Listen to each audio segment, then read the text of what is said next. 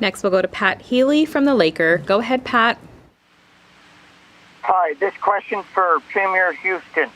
What do you have to say to business owners that are learning they will now have to use their own technology to download the app for the QR code?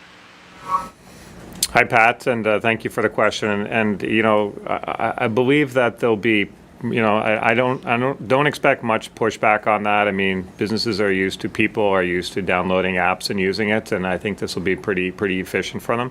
And overall, I haven't had, touch wood, I guess, but I haven't heard a lot of complaints from business owners. And as I've been out around, the system seems to be working pretty well. And Nova Scotians know that these steps are in place so that they can keep us safe, but that also so we can enjoy some of the freedoms that we're experiencing here. So what I would say to them is bear with us. We're getting through the pandemic, but we're trying to keep people safe, and we expect it'll work pretty smoothly. Go ahead, Pat, with your follow-up. For Dr. Strang, I know it's hard to look ahead even a month, but what do activities during the holidays, such as community parades and tree lightings, look like in Nova Scotia this holiday season? So thanks for the question. I'm hopeful that by the time we get there, late November into December, that we'll have even, we'll be coming out of the fourth wave.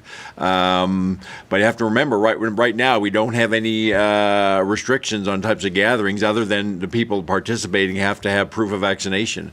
So it's people should be planning those pre-Christmas type of events on that on currently what's in place around the requirement for mandatory masking in indoor public places and proof of vaccination.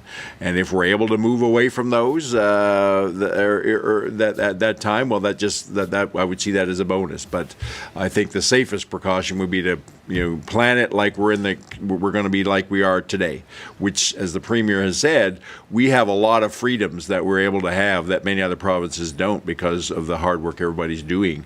But we got to stick with a couple of key safety measures that allow us to then have gatherings in all sorts of ways that bring people together.